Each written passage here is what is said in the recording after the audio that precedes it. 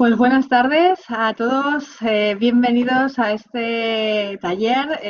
Hoy lunes 24 de mayo tenemos un taller muy especial de la mano de Carolina Escribano, una compañera de Google Cloud que tiene un perfil muy especial porque ella es ingeniera química de formación y ahora ella es Customer Engineering Manager en Google Cloud, imaginar, tecnología. Y además nos hace un taller de cómo descubrir un exoplaneta, astronomía. Imaginaros el perfil tan chulo que tiene Carolina. Yo creo que os va a encantar. Ella nos va a hacer un taller en el que aprenderemos cómo es el patrón de pensamiento que han seguido los astrónomos para dar con las mejores técnicas para la identificación de exoplanetas. Entenderéis qué es un exoplaneta también, ¿no? Y dónde se obtienen los datos para su identificación y cómo los ciudadanos podemos ayudar a los astrónomos en su labor. Muy interesante el enfoque. Así que, Carolina, yo te doy paso, todo tuyo. Activa micro y cámara cuando quieras y bienvenida, estás en tu casa. Allá que vamos. Nos lanzamos. ¿Me veis? Sí, perfecto. Muy bien. Pues como os decía Enar, yo soy Carolina Escribano y bueno, pues tengo el reto de contaros hoy o avanzaros un poquito cómo quizá pues en un tiempo podáis contarme cómo habéis descubierto vosotras un exoplaneta, ¿no? Bueno, leía por ahí a alguien que decía que sería más fácil ahora mismo visitar Júpiter que quitarse el estrés que tenéis por los exámenes. Voy a intentar que este ratito por lo menos os resulte agradable y que de verdad que os libere de esas situaciones de estrés. Yo creo que nos lo vamos a pasar bien y os va a resultar bastante interesante. Voy a intentar que sea casi como un cuento. Es verdad que algunas veces vamos a tener que entrar en un poquito de materia, algo más técnico, porque si no va a ser difícil que entendáis el trabajo que hacen los astrónomos, pero en todo momento, ya digo, intentaré que sea como una narrativa. Y bueno, podéis preguntarme lo que queráis por el chat, ¿vale? Intentaré contestaros, pues, si no durante la presentación, al final de la misma. Y pues nada, voy a empezar, si queréis, por presentarme. Voy a compartiros, porque creo que es más fácil y más visual, si os parece, voy a compartiros mi pantalla, que os he preparado una pequeñísima, a ver, un momento, que lo haga bien. Quiero compartiros solo la pestaña y aquí la tenemos. ¿Lo veis? Todavía no. A ver si es que está cargando. Ahora se está cargando ahora. Claro. Ahora ya lo tenemos. Sí, perfecto. Muy bien. Pues, como os decía, ahí tenéis un poco mi trayectoria profesional. Como veis, pues soy ingeniero químico de formación. Estudié en la Universidad Complutense de Madrid. Y bueno, pues lo hice un poco porque realmente durante el periodo en el que estudié, pues yo estudié Pau Picot en su momento, pues en la química quizá fue la asignatura junto con matemáticas, física, dibujo, todo lo que era ciencia y tecnología, pues era lo que más me atraía y al final, bueno, pues acabé estudiando ingeniería química, la verdad sin saber muy bien dónde me metía. Yo pensaba que estaba más relacionado con el mundo de la química y realmente era una ingeniería, era un mix, ¿no? Pero era una ingeniería porque la ingeniería química tiene que ver con todo aquello que hace que los procesos químicos se puedan industrializar y tiene que ver con el montaje, digamos, de todas esas fábricas para industrializar la fabricación, ¿vale? De todos esos procesos. Entonces, bueno, pues hice mi formación como ingeniero químico y cuando estaba acabando la carrera, pues entré como becaria en HP, que seguro que lo conocéis por el mundo de las impresoras, pero HP en su momento tenía una división, un departamento de análisis químico y entonces lo que hacían allí era que vendían aparatos pues para análisis químico precisamente, entre ellos, pues por ejemplo, espectroscopios, que veréis que liga mucho con todo este mundo que os voy a contar hoy, ¿no? Entonces, bueno, pues yo ahí estuve trabajando, daba soporte de nivel 1 a los clientes que tenían problemas con los equipamientos y entonces, bueno, pues descubrí que lo que más me gustaba a mí no era tanto el hardware, digamos, de esos equipos, sino el software que corría. Estos equipos siempre estaban gestionados con unos ordenadores y tenían un software que los gestionaba, y a mí lo que me gustaba pues era siempre la parte más de ese software, de esa parte pues si queréis, del mundo tecnológico, de la informática y demás, y era lo que más me gustaba. Entonces, pues me fui encaminando por ahí. HP empezó a sacar unas becas, unos puestos para recién titulados, y bueno, pues por ahí me orienté y acabé pues muy metida en el mundo de la tecnología, en el mundo del software, y poquito a poco pues fui llevando mi carrera siempre hacia el mundo más novedoso en todo esto de la tecnología, porque era lo que a mí me gustaba. Siempre me ha gustado las cosas nuevas.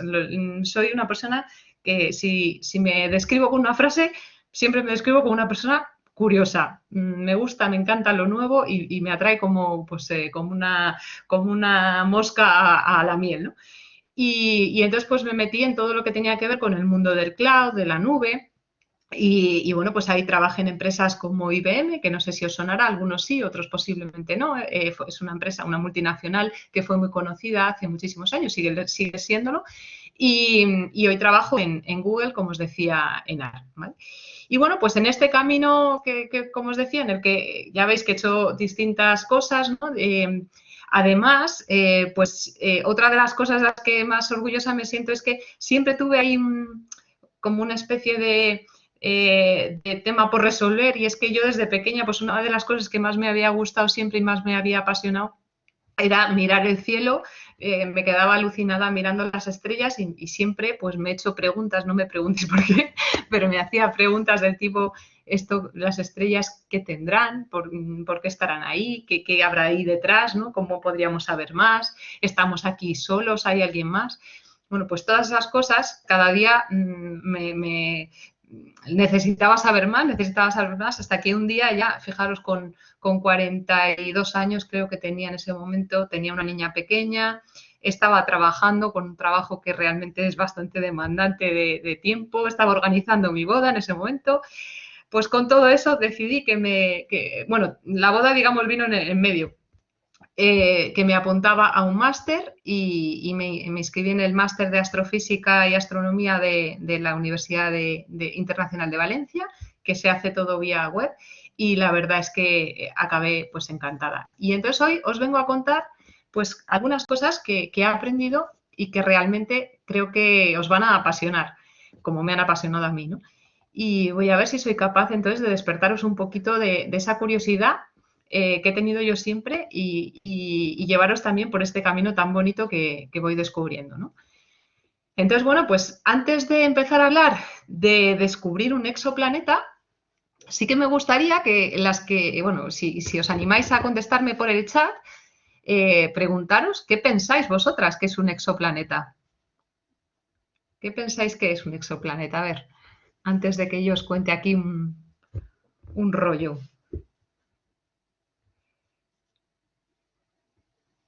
¿Nadie sabe nada?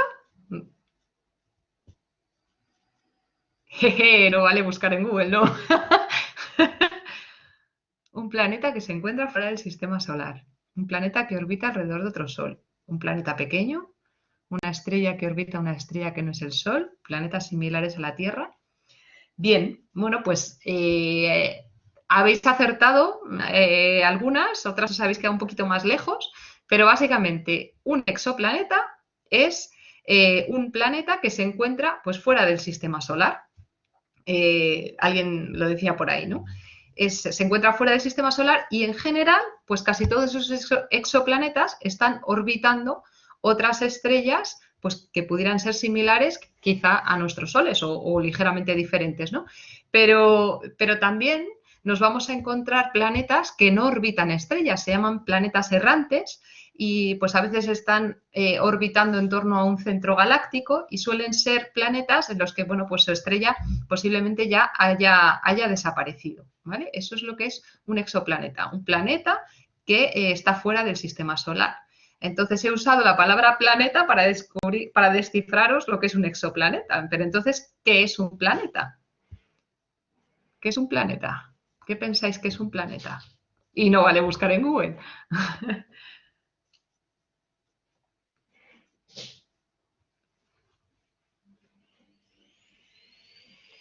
igual no os habíais hecho esta pregunta. Es que hay veces que damos muchas cosas por sabidas, ¿no? Decimos, bueno, planeta, no sabemos los planetas.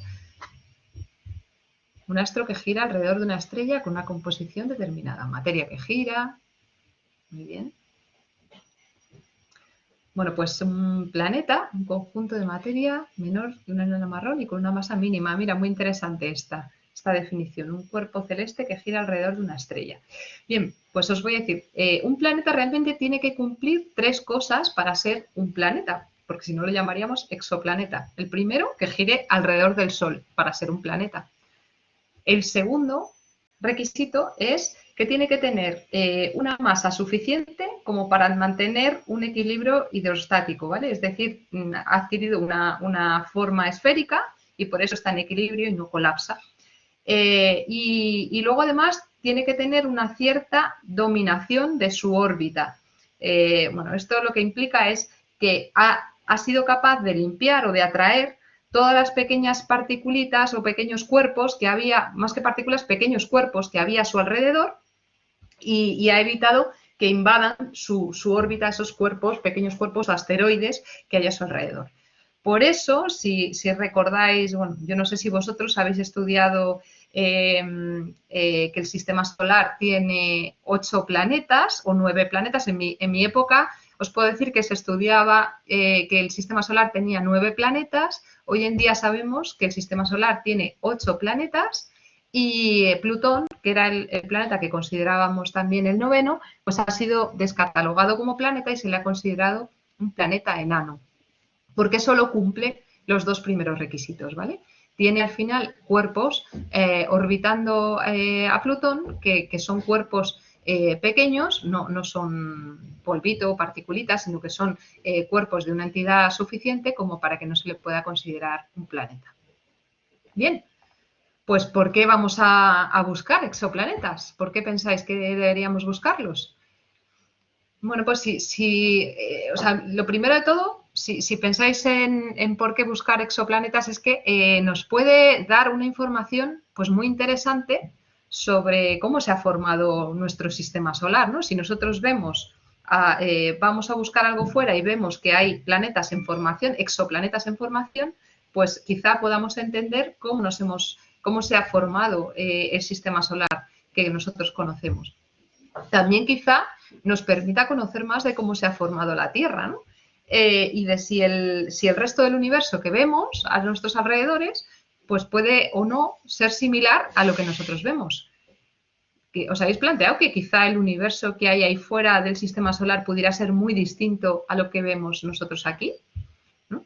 Pero es que además de todo esto, pues quizá el encontrar esos planetas, a mí por lo que más me llama la atención, además de conocer nuestros orígenes, es porque nos acercan más a esas grandes preguntas, esos grandes misterios que yo no sé si alguna de vosotras os hacéis, yo desde luego me las hacía, como es, pues eso, ¿estamos solos aquí en el universo? ¿Hay más vida de la que conocemos? ¿Habrá vida muy distinta a la que nosotros tenemos o conocemos? ¿Ha venido la vida que tenemos hoy aquí, ha venido de otro sitio, quizá de otro planeta? ¿O se ha formado aquí la vida? ¿Os habéis planteado esas cosas? ¿Existe vida inteligente? ¿Podemos saber si existe vida inteligente? Y si existiera esa vida inteligente, ¿pensáis que podría esa vida encontrarnos a nosotros también? ¿Y cómo podría encontrarnos? O sea, os estoy haciendo un montón de preguntas, ¿no? Pero es que todo eso es lo que nos hace tener esa curiosidad para seguir buscando.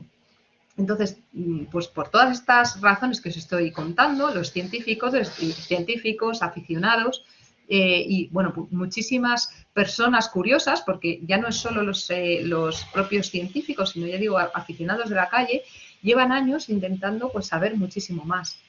Se han creado proyectos, bueno, aparte de mandar misiones para intentar averiguar muchísimo más, y de esto vamos a hablar luego, pues se han creado proyectos que eran muy trascendentes. Por ejemplo, seguro que muchas de vosotras habéis oído hablar del proyecto SETI, el proyecto de la NASA, que lo que trataba era de buscar vida extraterrestre. Bueno, ahora hay una iniciativa dentro de este proyecto SETI que se llama Breakthrough Listen, que estuvo liderada por Stephen Hawking, y que precisamente trata de nuevo de buscar esa vida inteligente, esa vida extraterrestre inteligente, pero han acotado muchísimo más la búsqueda para evitar cualquier confusión, ¿no? Y también hay proyectos como el proyecto CETI, que lo que trata es de intentar pensar cómo sería una posible comunicación con una civilización inteligente extraterrestre, ¿no? Cómo deberíamos comunicarnos para entendernos, no es tan sencillo, ¿no? ¿Oís ruido en la... No, ¿no? Un poquito, sí, Bien. un poquito. Sí, ¿verdad? Es que no sé. Bueno, Pero es muy bajo, ¿eh? De momento. vale, perdonad. Bueno, pues antes de seguir entonces con el mundo de los exoplanetas, vamos a ver qué es la vida, ¿no? Porque al final, como está muy ligado el mundo de los exoplanetas a la búsqueda de vida, como os estaba contando, entonces, si nuestro objetivo está muy ligado también a la búsqueda de vida, sobre este campo tiene muchísimo que decir una ciencia que se llama la astrobiología. Y no sé si habéis oído hablar de ella, pero la astrobiología lo que trata es de contestar a esas preguntas fundamentales que os decía yo antes, como pues lo que es la vida, cómo ha surgido la Tierra, cómo ha evolucionado, cómo se desarrolla, si habrá vida o no en otros lugares, si habrá vida en el futuro, en la Tierra. Todas estas preguntas, grandes preguntas, trata de resolverlas la astrobiología. Y es una ciencia muy bonita porque es una ciencia multidisciplinar que dentro de su campo, dentro de su ámbito, incluye pues ciencias como la química, la física, la astronomía, la filosofía, la matemática, la ingeniería, la biología, la informática. O sea, fijaros la cantidad de ciencias que necesita para avanzar, ¿no? Y bueno, pues como digo, lo primero que hizo la astrobiología fue intentar decir, oye, ¿qué es la vida? Vamos a intentar definir qué es la vida para intentar saber qué buscamos, ¿no? Aparte de buscar esos exoplanetas, vamos a definir qué es lo que buscamos. Entonces, bueno, lo primero que se dieron cuenta los científicos es que no conseguían ponerse de acuerdo, no llegaron a un consenso. Al final, lo que llegaron es a un criterio que se ha extendido más o menos para decir pues lo que es la vida. Y como veis, bueno, pues hay una serie de características que tienen que existir en general para que digamos que algo tiene vida. Son esas que veis ahí, así muy rápidamente. Tienen que tener homeostasis el organismo. ¿Eso qué quiere decir? Bueno, pues que tiene que tener una serie de propiedades que no se alteren, por ejemplo, de temperatura, de presión, a lo largo del tiempo más o menos ser muy estables. Tiene que tener un metabolismo, es decir, interactuar con el exterior, pues bien por la alimentación, por la respiración. Tiene que responder a estímulos. Si hay algo que no le está sentando bien a ese organismo, pues intenta huir de esas condiciones, intenta irse a algún sitio donde se encuentre mejor. Tiene que crecer, ¿no? Desarrollarse, nacer, vivir, morir. Tiene que reproducirse, generar seres nuevos y tiene que adaptarse. Tiene que intentar desarrollar, pues eso, condiciones o mutaciones que le permitan adaptarse a las circunstancias, ¿no? Por poneros un ejemplo, un virus, que es la típica pregunta que todo el mundo suele hacer, ¿un virus tiene vida? Bueno, pues un virus no es un organismo vivo porque no tiene homeostasis, porque no tiene metabolismo y porque no tiene crecimiento, ¿vale? Bueno, pues si ya sabemos lo que es la vida, ahora os pregunto yo, ¿pensáis que la vida es algo normal en el universo? Si pensamos un poco, no sé si alguien conoce ¿sí?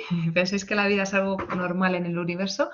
Muy bien, pues mirad, os voy a hacer una reflexión, ¿no? A ver qué pensáis. ¿Quién se acuerda de la segunda ley de la termodinámica? ¿Qué decía más o menos? Si alguien la ha estudiado por ahí. ¿Os acordáis?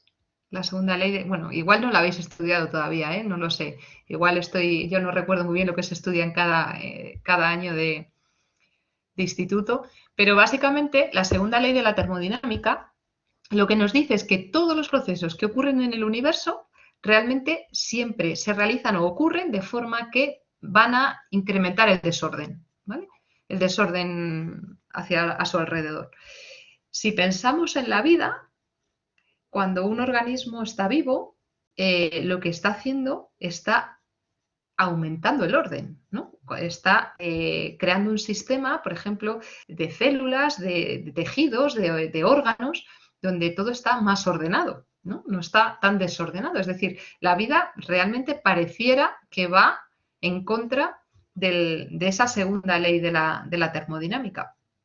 Aunque si lo vemos, si nos abstraemos y lo intentáramos ver como desde arriba, desde lejos, sí que es verdad que la vida, pese a que individualmente aumenta el orden, si la vemos en su totalidad, la vida aumenta el desorden alrededor, ¿no?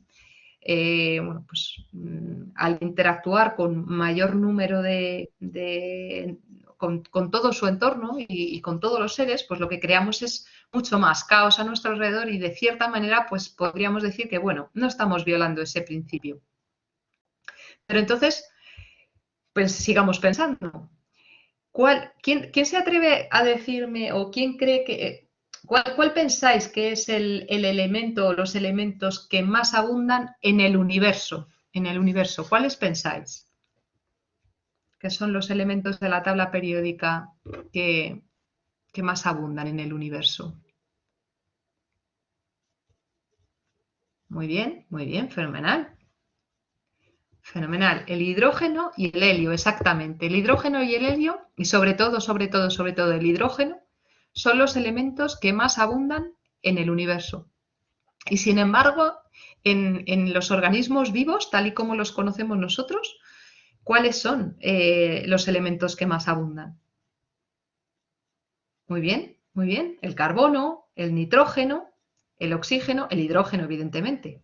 ¿Vale? Pero entonces tenemos ahí una serie de elementos que no son los más habituales en el universo, ¿no? Entonces, ¿de dónde han salido? ¿De dónde salen esos elementos que forman parte de la vida? Bueno, pues entrar aplaude. Bien. Bueno, pues ¿de dónde salen? Hoy lo que sabemos es que todos esos elementos que en la astronomía se llaman elementos pesados, fijaros, todo lo que va más allá del helio en astronomía se llaman elementos pesados, en otras ciencias como la química no. Esos elementos han salido del colapso gravitatorio que ocurre en las estrellas. Las estrellas, lo que ocurre dentro de las estrellas naturalmente es que se está quemando el hidrógeno. El universo está formado tiene una gran abundancia de nubes de hidrógeno, y esas nubes de hidrógeno al final pues son las que han formado las estrellas. Esas estrellas están quemando ese hidrógeno y cuando alcanza suficiente temperatura son capaces de fusionar átomos de hidrógeno para que se forme helio. Entonces, esas estrellas están fusionando hidrógeno, están fusionando helio, y cuando ya se les acaba todo su combustible, pues es en ese momento cuando colapsan gravitatoriamente, y entonces con esa energía que viene de ese colapso son capaces de generar pues otros átomos distintos, como son los átomos que van desde el helio, más allá del helio, hasta el hierro, ¿vale? Y entonces, cuando las estrellas son suficientemente grandes, el final de una estrella, digamos, ocurre con una especie de explosión que se llama supernova, y en esa explosión es tan energética que consigue que se generen átomos pues todavía más pesados que el hierro, y eso se difumina por todo el universo. Y entonces, bueno, pues digamos que las primeras estrellas no contenían ningún átomo ni de carbono, nitrógeno y oxígeno, pero las siguientes generaciones de estrellas, pues en esas nubes sí que podemos encontrar otros elementos diferentes al hidrógeno, ¿no? Vale, bueno, pues ya sabemos lo que es la vida, ya sabemos qué tiene la vida, si podemos pensar que puede existir vida más allá de lo que vemos en la Tierra, ¿no? Que no podría ser tan extraño. Y entonces, ¿qué tiene que pasar para que haya vida? ¿Qué tiene que ocurrir? Bueno, pues en esto también ha trabajado la astrobiología, en definir, pues, oye, para que haya vida, ¿qué condiciones tiene que haber? Y bueno, pues aquí el consenso, digamos, al que han llegado es que la temperatura para que haya vida tiene que ser lo suficientemente baja como para que haya líquidos y que eso favorezca un transporte y se puedan formar moléculas estables, es decir, tiene que tener menos de 400 kelvins. Tiene que ser lo suficientemente alta también como para que las moléculas tengan suficiente energía como para chocarse y tener estados excitados y para, como digo, para interactuar unas con otras. Entonces tiene que estar a más de 100 grados Kelvin. Y bueno, pues tiene que haber agua. El agua es el medio que facilita mayoritariamente esas interacciones entre las moléculas, ¿vale? Facilita la disolución, el transporte. Entonces, bueno, pues en general, normalmente siempre buscamos unas condiciones específicas de temperatura, de presión y también es importante la radiación. La radiación, luego veremos, que es muy dañina, determinadas radiaciones son muy dañinas para la vida. Vale. Bueno, pues dejadme que os dé algunas pinceladas más de la vida antes de pasar ya a los exoplanetas. Perdonad toda esta introducción, pero es que es un poco necesaria para que luego veamos lo que buscamos, ¿no? Y dónde lo buscamos. La vida en la Tierra, ¿qué sabemos? Bueno, pues sabemos que se originó hace unos... bueno, sabemos que la Tierra se formó hace unos 450 millones de años. Perdonad, 4.500, me falta un cero ahí, 4.500 millones de años. Y sabemos que la vida en la Tierra apareció hace unos 3.900 millones de años. Apareció a la vez que se produjo un fenómeno que se ha llamado el Late Heavy Bombardment, el gran bombardeo tardío. Ese gran bombardeo tardío pues fue un bombardeo que ocurrió en los planetas terrestres de cuerpos cometarios que empezaron a bombardear, digamos, todo nuestro planeta y esos cuerpos cometarios procedían fundamentalmente de los restos de los planetas helados que estaban al final de las órbitas más exteriores del sistema solar. Se movieron esos cuerpos cometarios que estaban orbitando alrededor de esas órbitas externas y entonces empezaron a bombardear la Tierra. Y entonces, bueno, pues bueno, ¿qué más sabemos? ¿Qué más sabemos? Vamos a seguir pensando. Sabemos que también a partir bueno, hace 1.200 millones de años empezaron a aparecer los organismos pluricelulares en la Tierra. También sabemos que todas las formas de vida que hay en la Tierra, absolutamente todas, tienen la misma bioquímica. Es decir, si cogemos a la célula más simplona, a la bacteria más simplona que haya en la Tierra y la comparamos con el ser humano, pues tienen aproximadamente unos 800 aminoácidos compartidos, ¿vale? Es decir, que nos parecemos, pues en general todos los organismos vivos tenemos, como digo, esa misma bioquímica. Y otra cosa interesante es que la Tierra tiene muchísima agua, ¿no? Tiene muchísima agua pese a estar en las órbitas más interiores del sistema solar, donde, bueno, pues es extraño porque los planetas más interiores se formaron muy cercanos a nuestro Sol y, bueno, pues ese agua debería haber desaparecido. ¿De dónde vino ese agua, no?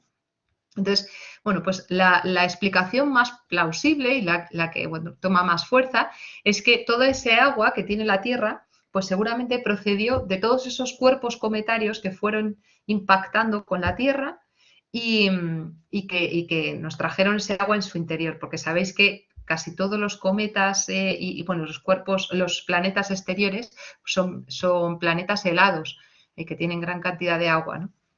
Pero una pregunta que nos hacemos y que se hacen también los científicos es si quizá la vida pudo venir también de esos cometas, de esos cuerpos que impactaron y quizá venían embebidos, digamos, dentro de esos cuerpos y protegidos de la radiación exterior y entonces se liberaron al chocar contra la Tierra y quizá la vida entonces vino de fuera, quizá vino de otros planetas, ¿no? O quizá la vida se ha formado aquí. Quizás se ha formado y ha nacido de la química incluso inorgánica, ¿no?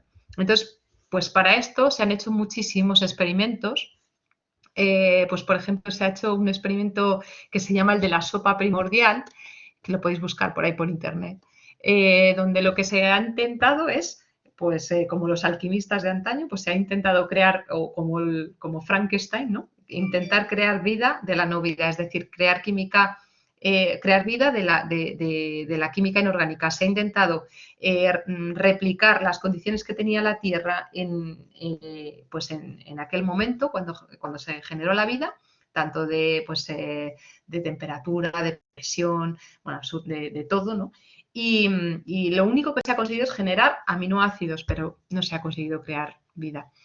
Y bueno, pues simplemente algunos datos curiosos que también nos van a servir en nuestro análisis, ¿vale?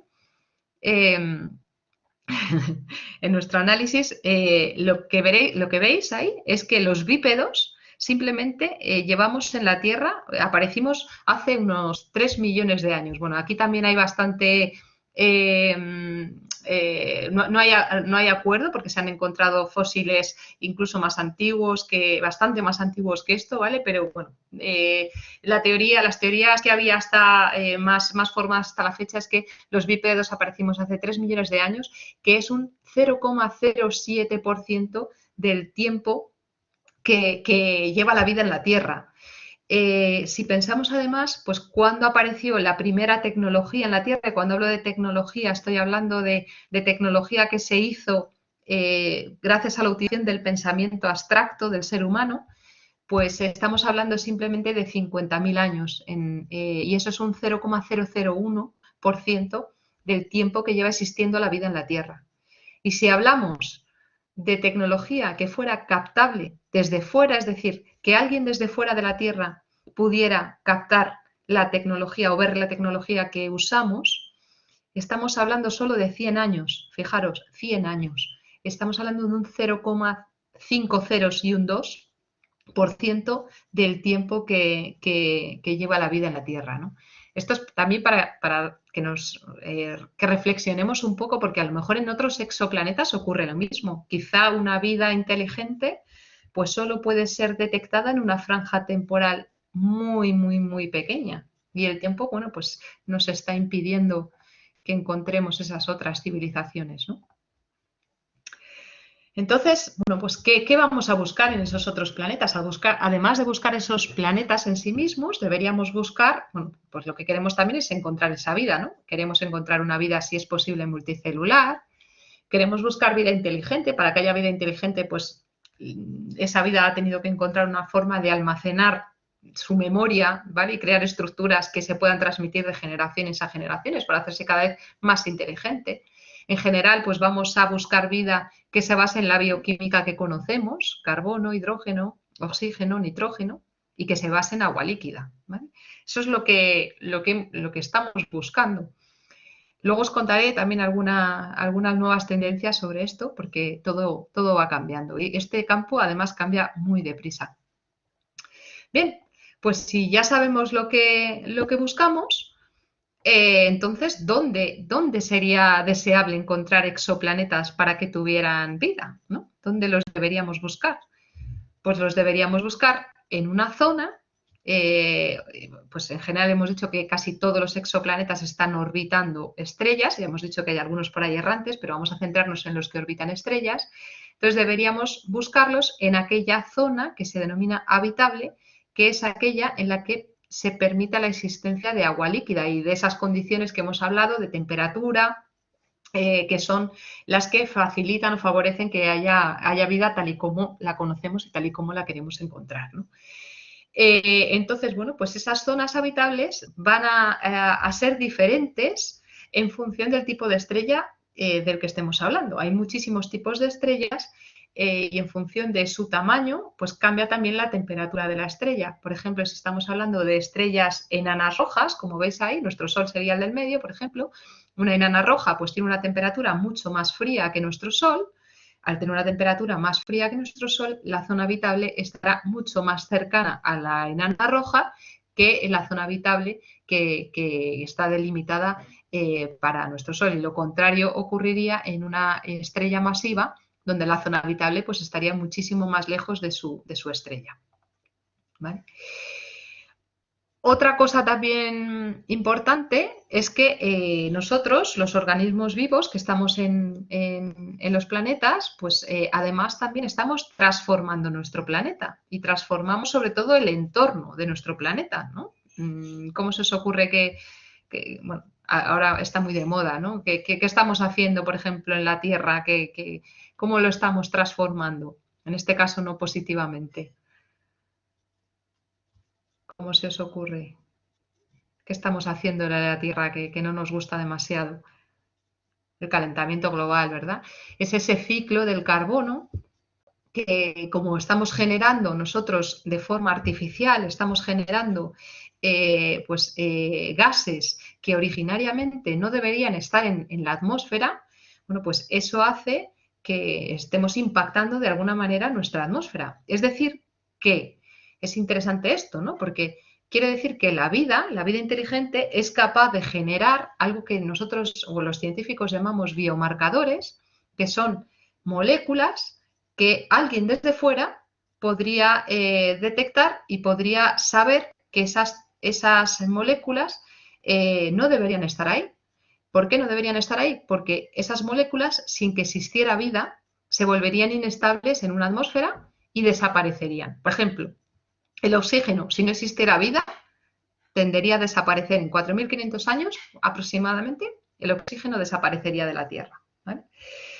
Entonces, bueno, pues es interesante también saber que si encontramos determinados biomarcadores en un exoplaneta, pues es una posible señal de que exista vida. ¿Y qué biomarcadores hay? Bueno, existen muchísimos biomarcadores, pero están los relacionados con el ciclo del carbono, el del oxígeno, de la respiración, el del nitrógeno y el fósforo para las plantas. Bueno, pues, por ejemplo, el amoníaco es un indicador, el metano es un indicador de vida. Por ejemplo, la fosfina, que ha sido una noticia reciente, si la buscáis también es interesante, se ha encontrado fosfina en Venus, en la atmósfera de Venus, y bueno, pues eso es muy relevante porque los científicos piensan, todavía hay que, siempre los científicos son como los médicos, no dan un diagnóstico firme hasta que, bueno, pues hay muchísimas pruebas que llevan y no hay ninguna otra prueba que te lleve a lo contrario, ¿no? Entonces, bueno, pues hay que volver a repetir esas observaciones, hay que estar seguros de que eso es así, pero parece ser que se ha encontrado fosfina en Venus, en la capa de la atmósfera de Venus, y eso podría indicar que podría existir algún tipo de organismo vivo en la atmósfera de Venus, porque las condiciones en esa atmósfera son válidas a nivel de temperatura, serían válidas para la existencia de vida. No ocurre así lo mismo, por ejemplo, en la superficie de Venus, donde sabéis que eso es prácticamente un infierno, ¿no?, de temperatura. Bueno, pues os he contado ya lo que queremos buscar, por qué lo queremos buscar. Pues vamos ahora a lo que queríamos hacer, ¿no? Entonces, ¿qué hacemos ahora para encontrar exoplanetas y saber si tienen o no tienen vida? Bueno, pues primero vamos a dividir el problema en dos. Primero vamos a dividir el problema en cómo voy a encontrar exoplanetas y segundo voy a centrarme también en saber si tienen o si podrían tener o no tener vida, ¿no? Bien, bueno, pues para encontrar exoplanetas podemos utilizar dos tipos de métodos. Los métodos que se han venido a llamar métodos directos y que son pues los que se nos ocurrirían así a bote pronto, ¿no? Pues el más lógico y quizá el que a todo el mundo se le ocurriría pensar es, oye, pues si soy capaz de hacer una fotografía de un exoplaneta, o sea, yo mando a una misión fuera y si soy capaz de fotografiar un planeta oscilando alrededor de una estrella que no es el Sol, ya sé que existe un exoplaneta, ¿vale? Bien, bueno, pues la fotografía, aunque sería un método genial, realmente no es un buen método para encontrar exoplanetas por varias razones. La primera es el contraste lumínico. Pensad la cantidad de luz que emite una estrella frente a la no luz que emite un planeta, ¿no? Hay un contraste lumínico enorme entre las fuentes, con lo cual intentar hacer una fotografía en ese contraste lumínico pues es prácticamente imposible. Imaginaos vosotros mismos cuando hacéis una foto de cara al sol, ¿no? Lo mal que salen esas fotos, pues imaginaros una fuente tan luminosa como puede ser una estrella, es prácticamente imposible. Entonces, bueno, sí que se ha conseguido hacer alguna foto en otras longitudes de onda como el infrarrojo, donde el contraste es menor entre los dos cuerpos, pero no es una técnica muy válida. Además, hay otro inconveniente más que el contraste lumínico, y es que para poder fotografiar pues, un exoplaneta deberíamos tener la perspectiva y la resolución adecuadas, y eso también es muy complejo debido a las enormes distancias que tenemos en el universo, ¿no? Si pensáis, por ejemplo, cuál es la estrella más cercana que tenemos, la estrella más cercana está 10.000 veces más lejos que Neptuno. Y bueno, es un sistema binario de estrellas que se llaman Alpha Centauri y Próxima Centauri. Y eso es lo más cercano, ¿no? Entonces, pues imaginaros lo difícil que es fotografiar un exoplaneta. Entonces, bueno, pues existe otro método que se llama también directo, que es este que os voy a contar, que también es muy complejo y por el cual se han encontrado muy... Uy, he tenido ahí un eco de repente. Se han encontrado muy pocos exoplanetas. Es el método que se llama de las lentes gravitacionales. Ahí os he dejado un pequeño dibujo, a ver si más o menos sois capaces de entenderlo. Y esto consiste fundamentalmente en que, bueno, pues tenéis un punto de observación, una estrella una estrella y un planeta. Entonces, entre el punto de observación y la estrella, la luz, por efecto de la gravedad del planeta, se va a curvar y entonces va a hacer que la fuente de la estrella pues se vea como por triplicado o por duplicado en función de dónde está, de dónde estemos, ¿no? Entonces, ¿se ve la pantalla negra? Qué raro. Antes sí, ahora ya no, ahora ya se ve bien. Vale. Bueno, pues si lo que vemos es una fuente por triplicado, pues posiblemente estemos ante un exoplaneta, ¿vale? Pero ya digo que este método es muy, muy complicado. Voy a intentar correr un poquito porque voy un poco lenta. Bien, pues vamos entonces a los métodos indirectos. Al final lo que intentamos para descubrir exoplanetas es intentar ver cómo el exoplaneta indirectamente está cambiando o bien la posición o el brillo o la velocidad de la estrella por la cual orbita el exoplaneta, ¿vale? Entonces, bueno, aunque no quiero que esto se convierta en una clase de física, sí que os voy a explicar algunas cosas básicas para entender estos métodos indirectos. Solo son dos métodos. El primero es la luz en general. Bueno, sabéis que la luz es una radiación electromagnética, aunque nosotros solo percibimos, nuestros ojos solo perciben un pequeño rango de la radiación electromagnética, que es la que va del 400 a 700 nanómetros. Pero la luz es muchísimo más que eso. Veréis que el espectro de la luz pues, cubre desde lo que son ondas muy energéticas, con longitudes de onda muy cortitas, como son, por ejemplo, los rayos X o los rayos gamma, o tenemos, por ejemplo, longitudes de onda muy largas con ondas muy poco energéticas, como son las ondas de radio o las ondas de microondas, ¿no? Entonces, afortunadamente, nuestra atmósfera nos protege de determinadas longitudes de onda. Por ejemplo, si veis aquí, pues todo lo que es los rayos gamma y los rayos X son opacos a la atmósfera, es decir, esos rayos no entran en la Tierra porque la atmósfera nos protege y gracias a eso pues protege a la vida, porque esas ondas, al ser tan energéticas, son capaces de atravesar a los átomos incluso, entonces destrozarían la vida. La luz visible sí que es capaz de entrar en nuestra atmósfera. En el infrarrojo pues hay ciertas bandas en las que podemos observar y en las ondas de radio pues hay también una banda bastante ancha de emisiones donde podemos observar desde la Tierra. Pero fuera de estos rangos, si queremos observar, tenemos que enviar misiones fuera, ¿vale? ¿Qué más os voy a contar? Bueno, pues os voy a contar también algo muy curioso de la luz. Y es que la luz, además de tener pues, todo ese gran espectro de longitudes de onda, esas longitudes de onda se van a comportar de forma diferente cuando pasan por un medio. Igual que en un prisma, que seguro que habéis hecho este experimento de pequeñas en el cole o con vuestros padres, cuando la luz atraviesa un prisma, lo que hace sus distintas longitudes de onda es que se desvían o interactúan con ese medio de forma diferente. Las menos energéticas interactúan menos con las moléculas del medio y entonces se desvían su longitud y lo hacen, digamos, menor que las que tienen la longitud de onda mayor, que se desvían más y entonces eso hace que veamos los distintos colores al atravesar el prisma.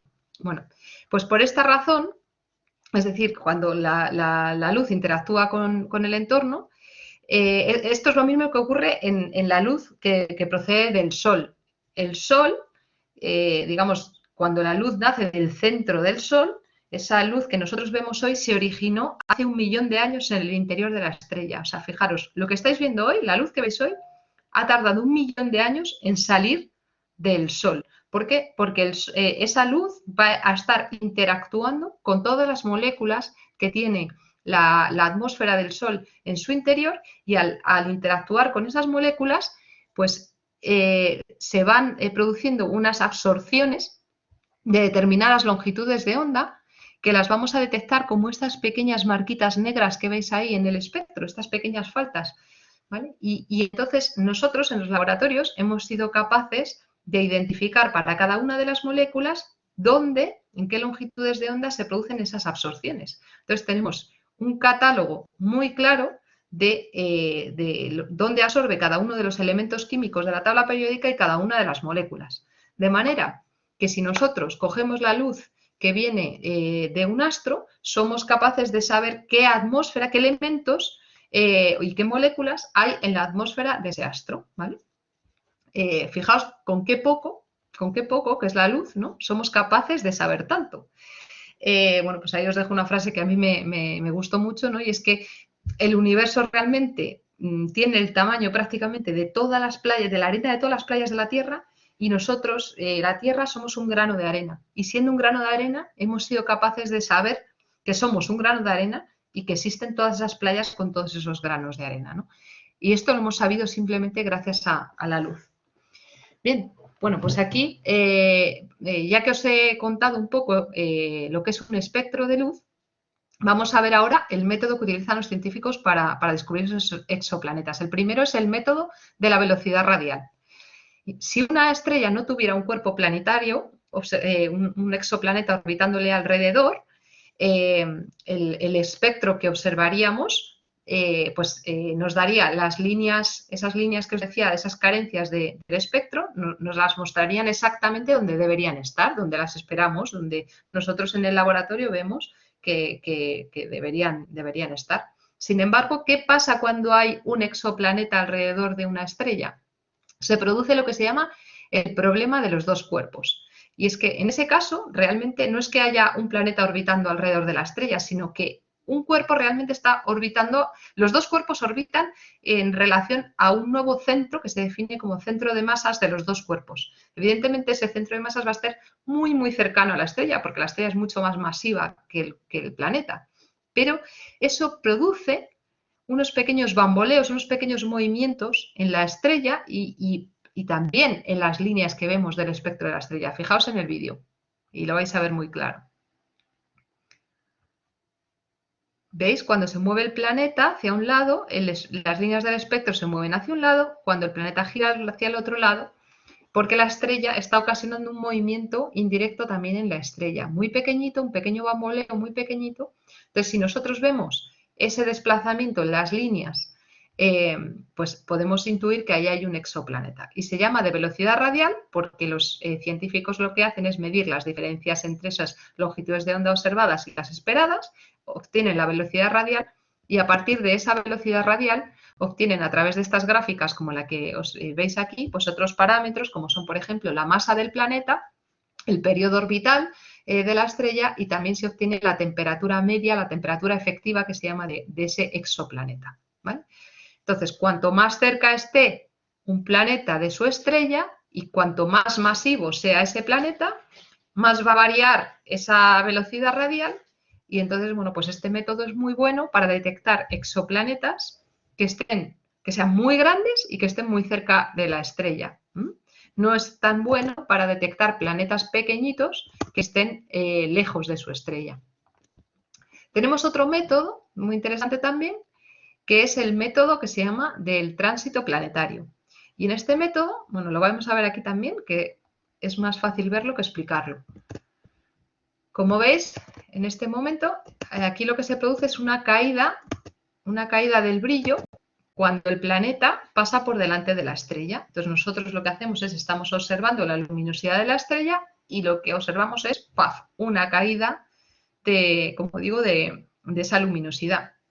Y entonces, como la luz en su camino hacia nosotros va a atravesar la atmósfera del planeta, también este método nos va a permitir no solo conocer que existe un exoplaneta orbitando la estrella, sino que nos va a permitir conocer cosas como el radio del exoplaneta, el volumen, la densidad del exoplaneta y la composición de su atmósfera. Es decir, vamos a poder saber si ahí hay biomarcadores y tanto si ese planeta podría albergar vida, ¿vale?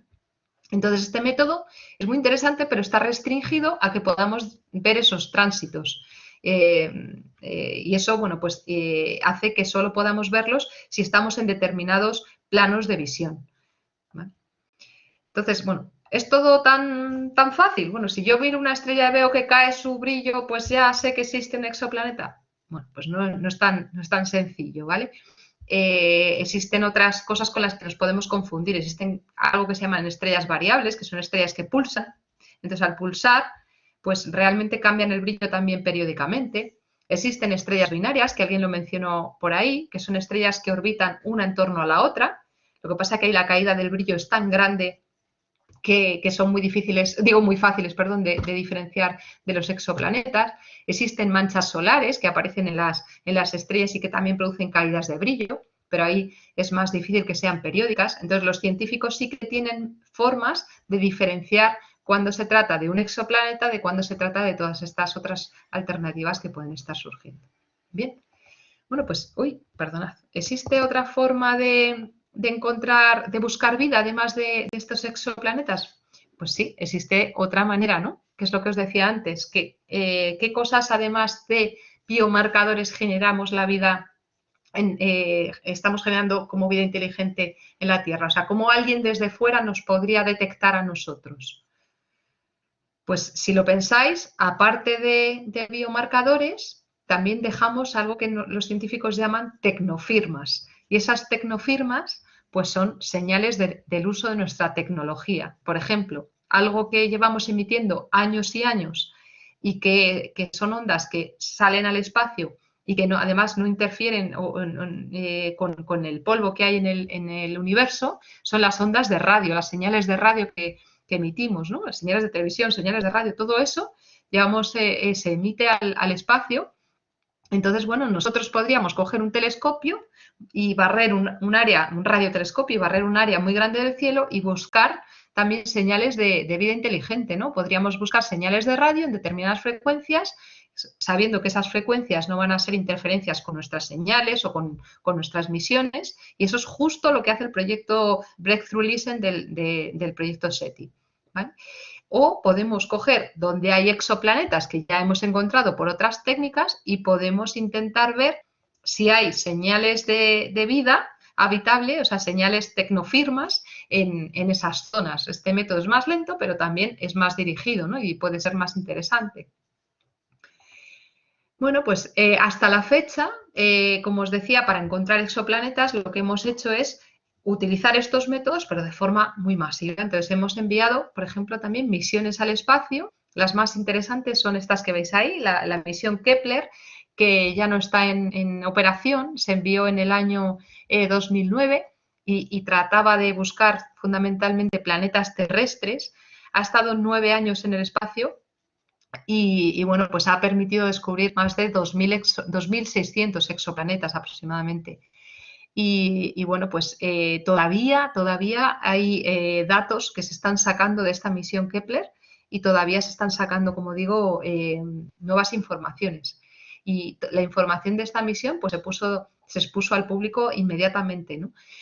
Otra misión interesante es la misión TESS, que sigue en operación, que está específicamente diseñada para utilizar ese método de tránsito que os he contado y en un área muchísimo más grande que la de Kepler, unos 400 veces el área que utiliza, o sea, que barrió el telescopio Kepler. Y bueno, pues ya digo, la misión principal es la de encontrar esos exoplanetas y ha encontrado unos 2.100 candidatos, de los cuales 66 se han validado, o sea, se han revalidado como exoplanetas. Y finalmente, pues una tercera misión que vamos a tener la fortuna de ver, que se va a lanzar en octubre de este año y que va a ser el sucesor de Hubble, que no está solo enfocado al descubrimiento de exoplanetas, pero sí que va a llevar un equipamiento de espectroscopía, que es esa tecnología que nos permite recuperar esos espectros, que es de alta resolución y que precisamente nos va a permitir determinar muy bien los biomarcadores de esos exoplanetas. Bueno, pues ¿qué exoplanetas estamos encontrando? Pues hasta la fecha llevamos aproximadamente más de 4.000 exoplanetas encontrados, de los cuales casi todos son sistemas planetarios, es decir, hay más de un planeta orbitando una estrella. Y bueno, pues la pregunta que os hacía inicialmente de si el resto del universo es muy distinto a lo que vemos, la respuesta es sí, es bastante diferente. Lo que nos estamos encontrando en general es que otros sistemas planetarios, pues lo que tienen son planetas, por ejemplo, más masivos, supertierras se les llama, que son planetas que tienen entre 1 y 15 veces la masa de la Tierra. Están hechos fundamentalmente de una mezcla de gas o gas y tierra o solo gas, y tienen unos periodos orbitales muy cortitos, es decir, están muy cercanos a sus estrellas y además con unas excentricidades, es decir, con una órbita muy elíptica en relación a cómo son las órbitas en el sistema solar, que son muy circulares, ¿no? Es bastante diferente, la verdad, lo que estamos encontrando. Y bueno, pues se ha encontrado alguna señal de vida inteligente en todo este tiempo. Uy, me estoy pasando de tiempo. Queda un poquito. Espero que no se esté aburriendo mucho. Se han encontrado, por ejemplo, 2 señales muy interesantes. Una se encontró en el año 77, que fue la señal WOW, que simplemente pues, fue la primera vez que se inició el proyecto SETI y fue una señal descubierta o que captó un radiotelescopio y que se la registró en papel, digamos, el sistema que estaba conectado a ese radiotelescopio y fue una señal pues muy potente, pero no se ha vuelto, se intentó volver a encontrar esa señal y no se ha vuelto a producir, ¿no? Entonces no se sabe muy bien qué la produjo. Luego se ha encontrado este año pasado, en 2019, la señal que se llama BLC1 y que esta es muy interesante porque la ha encontrado el proyecto ese Breakthrough Listen que os contaba y esa señal se detectó durante unas 3 horas de tiempo, se encontró desde el Observatorio de Australia y se ha encontrado desde, esa señal procede del sistema más cercano a nuestro sistema solar, que ese sí que os decía que es Próxima Centauri con Alpha Centauri, y en ese sistema solar sí que se sabe que existe un sistema planetario dentro de los cuales se encuentra un planeta que se llama Próxima B, que es un exoplaneta que es rocoso y que, bueno, pues está bastante cercano a su estrella. Pero bueno, pues ahí seguimos, se sigue indagando más y a ver las siguientes observaciones si tienen éxito pues para detectar algo más. Y bueno, pues vamos ya a la chicha, ¿no? Que es cómo puedo yo descubrir o cómo podéis vosotras de ahora en adelante, con todo lo que os he contado, pues empezar vuestro camino hacia la astronomía y hacia este gran mundo de los exoplanetas. Bueno, primero con la observación, ¿no? La observación con telescopios, existen telescopios para astroaficionados, sí que os anticipo que no son baratos, ¿vale? Pero bueno, hay muchísima gente que se dedica a ello, que le encanta y como veis, los científicos, os he dejado ahí un artículo científico porque los científicos nos animan a los ciudadanos realmente a que observemos el espacio.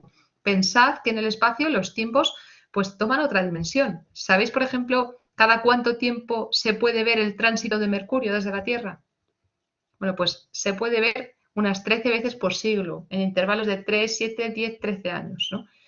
O Venus se ve cada 243 años. Entonces, el que una persona sea capaz de observar y de subir las observaciones a una web que han puesto los astrofísicos para los ciudadanos, que se llama astrometry.net, pues les da la ventaja de comparar pues con las observaciones que ellos realizan y realmente han sido muy útiles para encontrar pues, nuevos descubrimientos, ¿no? ¿Y cómo empiezo a observar? Bueno, pues hay un grupo que es muy interesante que se llama Astroafición, que si queréis algún día realizar alguna observación, esta gente, bueno, pues hace cursos para enseñaros a usar telescopios, os permiten tener una noche de observación para que veáis cómo se ve el cielo desde un telescopio, para que pues vayáis entrando en este mundillo, ¿no? Y os animo de verdad a que contactéis con ellos y lo empecéis a descubrir. Pero luego es muy interesante también que sepáis que tenéis la gran ventaja de que hoy en día los datos de esas misiones que os he contado son abiertas. En el pasado, bueno, pues Galilei, cuando hacía sus observaciones, tenía que escribir y dibujar lo que veía porque no tenía ningún sistema de reflejar lo que él estaba observando. o hasta que no hubo fotografías, bueno, pues no había manera de reflejar las observaciones, pero esas fotografías se quedaban en placas fotográficas y para que un científico pudiera comparar datos de tiempos distintos, por ejemplo, pues tenía que enviar las placas de un sitio a otro y, bueno, pues esas placas había que almacenarlas. Bueno, pues era la verdad que realmente complicado, ¿no? Entonces, bueno, la primera mitad del siglo XX pues trajo consigo, además de la espectroscopía, todo el mundo de la digitalización, y esto sí que es una revolución sin precedentes porque podemos usar una misma imagen pues para distintas líneas de investigación de los científicos, una para descubrir un exoplaneta y otra para descubrir una morfología de una galaxia. Pueden además, se olvidan del transporte, del almacenaje, no hay que repetir observaciones, se puede dejar legado de unos a otros, se pueden comparar imágenes, las imágenes además se puede hacer ciencia con ellas, se pueden sumar, se pueden restar, se pueden comparar, se puede eliminar el ruido de las imágenes, se puede detectar movimientos de los astros, ¿no? Y pensad, como digo, que toda esa información está en abierto. ¿Vale? Cada vez que una misión se lanza al espacio, en general se abre al público, puede haber un pequeño decalaje, porque a veces los científicos pues primero se guardan ellos la información unos meses y luego la liberan, pero siempre, siempre se libera. La ciencia es de todos. ¿Vale? Bueno, pues por todo esto que os estoy contando, esta digitalización está trayendo un nuevo problema a la astrofísica y aquí es donde entráis vosotras también, ¿no? Que es el problema de la información. Os voy a poner un ejemplo de una misión. La misión Gaia es una misión de la Agencia Espacial Europea que se envió al espacio para hacer astrometría, para medir las posiciones y las distancias de los cuerpos en la Vía Láctea. Bueno, pues en un día de emisión de esta emisión Gaia se generan 50 gigas de datos. Al final de la misión habrá más de 100 teras de datos. Y el catálogo que genere esta misión, que será en torno al año que viene, 2022, va a tener un volumen de 1 petabyte de información. Más o menos 200.000 DVDs. Seguro que ninguno de vosotros usa DVDs. Estoy hablando de una misión, una única misión, ¿vale? Entonces, toda esa información hay que procesarla, hay que interpretarla. Pensad que en cada imagen llegan pues montones de astros que hay que localizar, hay que interpretar, hay que saber si es una galaxia, una estrella, un exoplaneta. Bien, bueno, pues la astrofísica al final necesita de técnicas que permitan procesar todas esas informaciones de forma muchísimo más rápida, más precisa, que le permitan agrupar, que permitan encontrar patrones, objetos extraños, que permitan trabajar con probabilidades.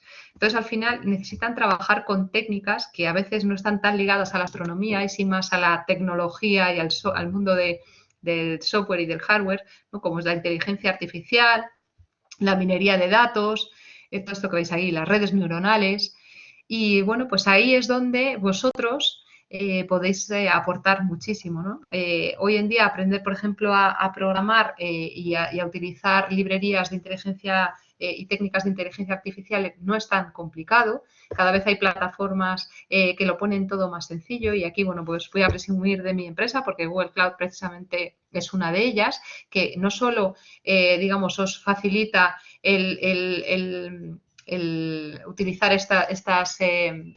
estos sistemas de inteligencia artificial, sino que además pone a disposición de todos los, bueno, de cualquier persona la tecnología, la infraestructura para hacer el cómputo de todo eso. Pensad que esa cantidad de datos para agruparlos, para sacar insights de todo ello, pues necesitamos un cómputo suficientemente amplio, ¿no? Y además lo suficientemente barato, es decir, pagar solo por el consumo de ese cómputo mientras lo estamos utilizando, ¿no? Entonces, bueno, pues ahí las técnicas de la tecnología cloud tienen muchísimo, muchísimo que decir. Aparte de esto, los propios científicos también nos lo quieren intentar poner más fácil y han creado proyectos como se llama SU-Universe, eso que veis ahí. SU-Universe tiene proyectos de colaboración ciudadana de todo tipo de ciencias, pero si os metéis particularmente en astronomía, veréis que hay distintos proyectos de la astronomía donde os van a pedir colaboración. Os van a explicar exactamente en qué consiste la necesidad que tienen los científicos y cómo podéis ayudar vosotros, ¿no? Entonces, bueno, pues ahí os he puesto algunos proyectos de clasificación, o sea, perdón, así lo diré, de ayuda para, para el descubrimiento de exoplanetas que tuvieron que ver con la misión TESS. Es de prever que en breve, estos proyectos están terminados, los han cerrado hace relativamente poco, pero es de prever que como la misión TESS está volviendo a recuperar datos del hemisferio sur, pues que vuelvan a subir datos y posiblemente haya un nuevo proyecto ciudadano en breve. Pero sí que tenéis, por ejemplo, ahora uno en abierto que lo que trata es de encontrar el 9º planeta que gira alrededor del sistema solar. Bueno, aquí los científicos creen que nos sigue faltando un 9º planeta, que no es Plutón, creen que hay algo que no encaja. Por una órbita de un cuerpo que han encontrado que está orbitando en torno a Plutón, que tiene una órbita muy extraña, entonces creen que hay un cuerpo que nos falta y, bueno, pues piden ayuda ciudadana y colaboración para encontrar ese 9º planeta. Y ahí, bueno, pues os dejo, si os metéis, vienen las instrucciones, son muy facilitas de lo que tenéis que hacer y podéis colaborar, ¿no?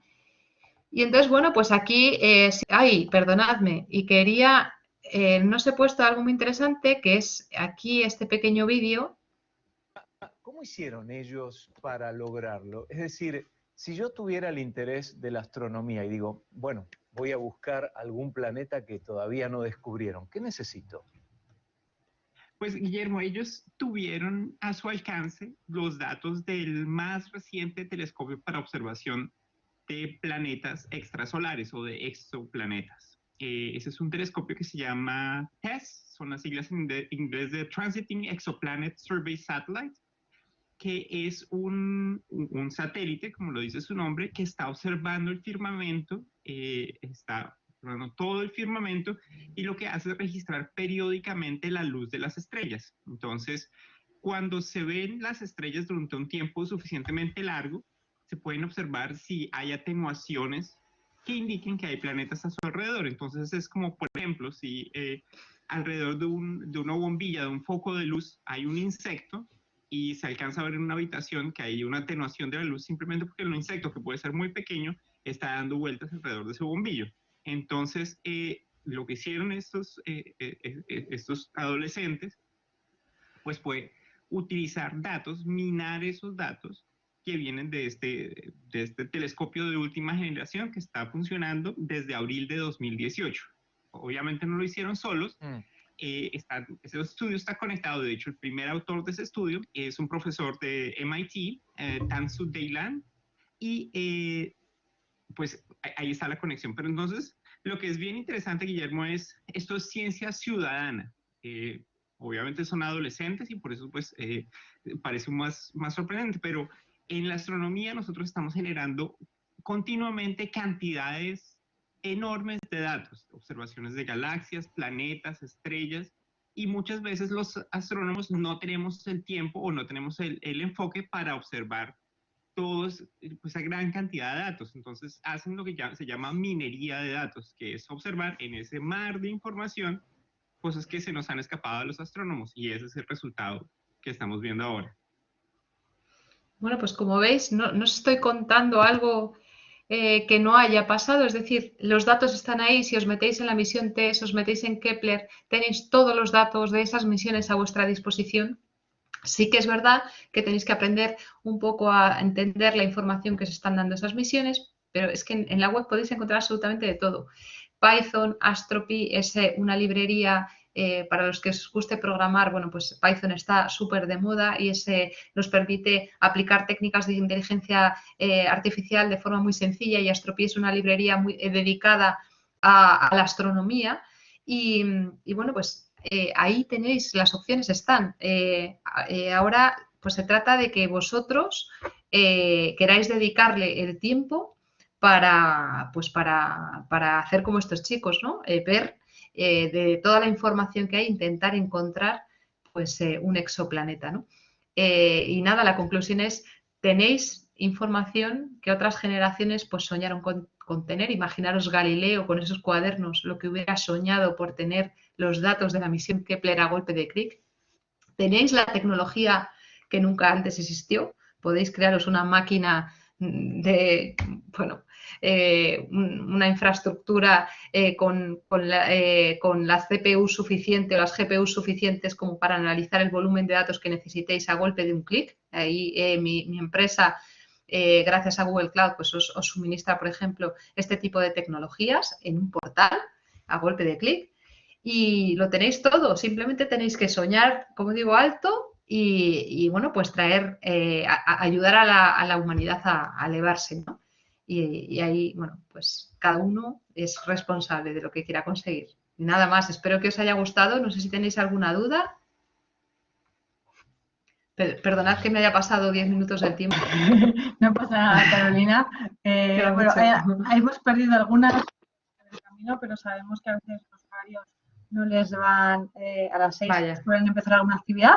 Entonces, bueno, no pasa nada con las que se han quedado y para que las que lo puedan ver en diferido aprovechen. Chicas, ¿tenéis alguna duda, alguna consulta que queráis hacerle a Carolina? Carol, si quieres puedes dejar de compartir la presentación. Sí, deben en la nota. Vale, Rocío de la Fuente dice que ha sido muy interesante, 10 minutos más, no importa. Genial. Me alegro, me alegro. Y mira, Clara, la primera pregunta, ¿puede haber algún planeta que sea más grande que su Sol? Un planeta que sea más grande que su Sol. Hasta la fecha no se ha encontrado ningún exoplaneta. Espera, que estoy intentando ver cómo dejo de compartir aquí. Sí, ya has dejado de compartir bien, ¿eh? Vale. Ahora, sí. Perdonad. No, decía que hasta la fecha que yo sea consciente... Bueno, no, que estoy diciendo, es que no me ha dado tiempo a pensar. No puede existir un planeta que sea más grande que su Sol, porque para precisamente la diferencia entre planetas y estrellas, pues también está en el tamaño, ¿no? Por ejemplo, Júpiter está ahí a caballo casi, si hubiera crecido un poco más, Júpiter podría haberse convertido en una estrella, ¿no? En el momento en que un planeta crece lo suficiente, sobre todo si es un planeta que tiene fundamentalmente hidrógeno, crece lo suficiente, pues empieza a quemar ese hidrógeno y se convierte en una estrella. Entonces, bueno, pues eso no es posible, ¿no? Genial. Tenemos otra pregunta. Espera, que me están variando aquí. A ver, Amaranta, ¿dónde encontramos los datos de Kepler o TESS? Pues mirad, a ver, os los puedo suministrar, os los voy a poner. ¿Cómo les vas a distribuir esto, Enar? Pues si quieres dejarles algún archivo de recursos, me lo pasas y se lo subo. Vale, pues os lo voy a hacer así. Desde Zoo Universe, que es desde el sitio que os comentaba antes, ahí podéis llegar a localizar esos datos, pero os los paso yo directamente a través de NAR y así es mucho más fácil para vosotras, ¿vale? Mira, sería genial a lo mejor, Carolina, que pudieras, ¿Sí? No sé si puedes compartir la presentación. Sí, sin problema. Pues la puedes compartir y en la propia presentación al final dejar como un área de recursos y todas esas cosas que te vayan preguntando, pues a lo mejor las podemos dejar ahí. Perfecto. ¿Os parece, chicas? Bueno. Vale, pues entonces, genial. Pues mira, tenemos eso ahí. A ver, más cosas por aquí. Andrea, ¿por qué no se baraja la opción de que se haya creado vida en condiciones diferentes a las nuestras? Pues eso sí que es lo que os iba a decir, ¿no? Que esta es la última tendencia, es que es tan larga la presentación que no me da tiempo, pero sí que se está barajando ahora el empezar a considerar que a lo mejor nos estamos equivocando y que no solo deberíamos buscar exoplanetas en la zona habitable, sino que, por ejemplo, y bueno, pues aquí os cuento las últimas tendencias.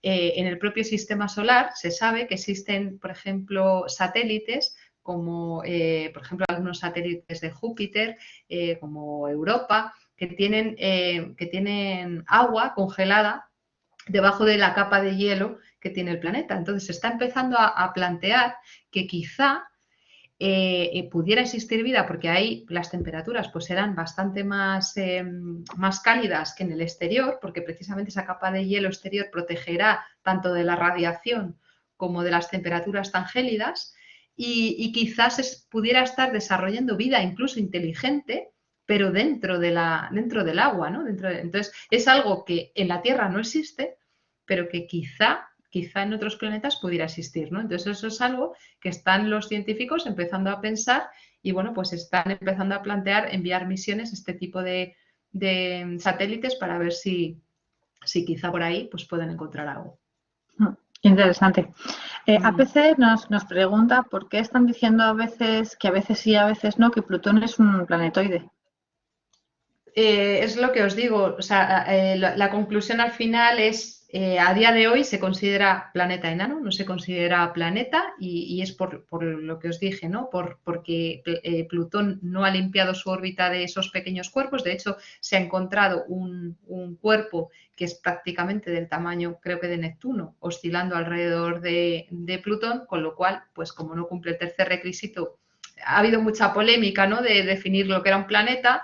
Y al final, bueno, pues se decidió que se incluía esa capa, esa parte de limpiar la órbita y entonces se descatalogó a Plutón como planeta y se considera planeta enano. Y nos vamos a la última pregunta de Marina, que sabíamos que iba a venir esa pregunta. ¿Por qué te animaste finalmente al paso de estudiar astronomía teniendo en torno a 40 años, con una familia ya construida, y yo añado, dedicándote a la tecnología y habiendo estudiado ingeniería química? O sea, ¿cómo es ese paso para animarte a la astronomía? Y te añade, ¿te dio miedo? A ver, todo cambio siempre da miedo y cuando empecé a ver, pues eso, el temario, empecé a ver pues que había, yo qué sé, pensad que yo hacía más de 20 años que había abandonado la carrera, ¿no? Entonces ya ni me acordaba de, pues, temas, o sea, he estudiado aquí de todo, o sea, cuando me ponían las fórmulas de las integrales y las derivadas decía, ¿dónde me he metido? Madre de Dios bendito, ¿no? Pero a la vez lo he visto desde otra perspectiva muy distinta cuando estudié cuando era más jovencilla, ¿no? O sea, primero me animé a estudiar pues porque era algo que a mí siempre me gustó estudiar, la verdad. Yo tengo que reconocer que yo soy una persona que me gusta estudiar, aprender cosas. Ya os he dicho, soy muy curiosa, me gusta aprender. Y es muy distinto cuando uno aprende por su propia curiosidad que cuando uno aprende porque tiene que sacar un examen, ¿no? Entonces yo, sinceramente, empecé a estudiar esto sin mucha preocupación de decir, bueno, pues lo voy a hacer porque me gusta, voy a iniciar un camino, no sé dónde me va a llevar ese camino, lo voy a hacer simplemente por diversión, porque me gusta, porque no me lo quiero perder, porque solo hay una vida y hay que vivirla y cada uno tiene que hacer lo que le gusta y es su pasión. Y entonces lo hice por eso y dije, bueno, pues si suspendo, si no saco, ¿sabes? Lo que tengo que sacar, da igual, he aprendido, ¿no? He vivido un ciclo que quiero vivir, no me lo voy a perder. Y joder, estoy súper contenta de haberlo hecho, no sé, de haber aprendido tanto, de haber conocido tanta gente interesante. Los profesores son una maravilla. Haber observado, tienen, por ejemplo, una observación en remoto, ¿no? Pero con un telescopio profesional, bueno, pues una noche de observación que viví ahí impresionante, ¿no? Entonces, yo qué sé, son tantas cosas tan diferentes a lo que yo he vivido y otra vez la ilusión de volver a estudiar, ¿no? De que alguien te cuente cosas completamente nuevas y que no te las tengas que descubrir solo por ti misma, pues lo disfruté muchísimo, la verdad. Miedo, no. Ya no me da mucho miedo casi nada. Ahora ya que has quemado muchas etapas, ¿no? Dices, bueno, ahora disfrutar Claro, de la vida. si no te pones esa presión, se va el miedo. Vale, pues bueno, y vamos a cerrar ya, pero ha entrado bueno, Marta hace dos, pero vamos a ir con una por tiempo, ¿vale, Mar? Te dice, estudios aeroespaciales son con ingeniería aeroespacial, astronomía, astrofísica, astrobiología. ¿Qué otros estudios hay? No sé si esto a lo mejor lo tienes claro ahora o lo ponemos de pregunta de reflexión para el dossier. Pues igual sí, porque la verdad, primero también ando un poco desconectada de los nuevos estudios. El otro día, por ejemplo, me mandaban, pues como también hago de mentora de una compañera vuestra, me mandaba una carrera que sinceramente no existía ni cuando yo estudiaba, ¿no?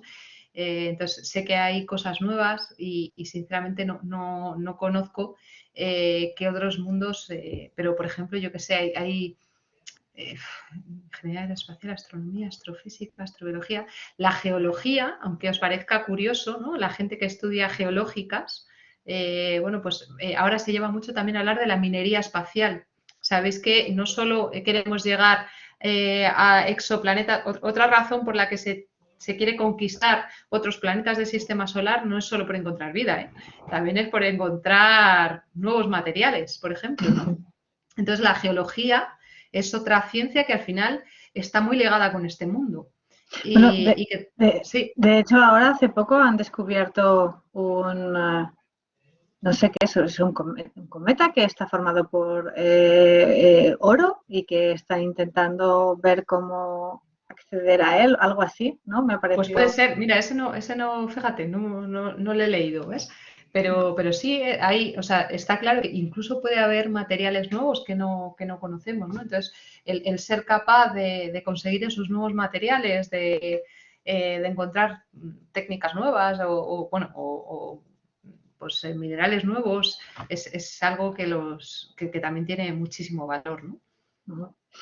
Pues genial, Carolina. Oye, muchísimas gracias por tu tiempo, por tu pasión, por esa curiosidad que es súper contagiosa. Además, dan ganas de seguir investigando en esas preguntas, grandes preguntas del universo. Si quieres enviarle un último mensaje a las chicas ya antes de cerrar.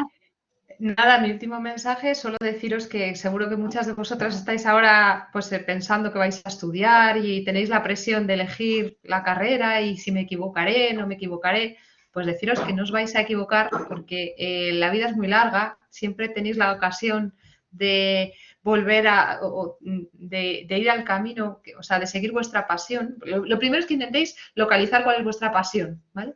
Si no lo sabéis, la vida a veces os lo va a ir diciendo, pues no os preocupéis porque hayáis cometido un error, pero intentar enmendarlo, intentar ir hacia aquello que os guste y que os apasione, porque pues estamos aquí para eso, ¿no?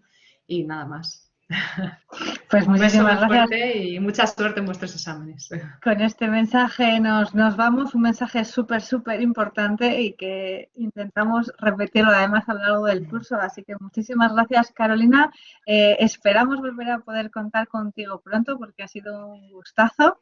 Y chicas, muchísimas gracias por vuestras preguntas porque es que da gusto leeros y ver que estáis ahí tan no sé, tan ilusionadas o motivadas. Así que nada, nos vemos en la siguiente actividad y Carolina, esta es tu casa para cuando quieras, ¿vale? Muy bien, muchas gracias. Hasta luego, chicas. Chao. Adiós. Suerte.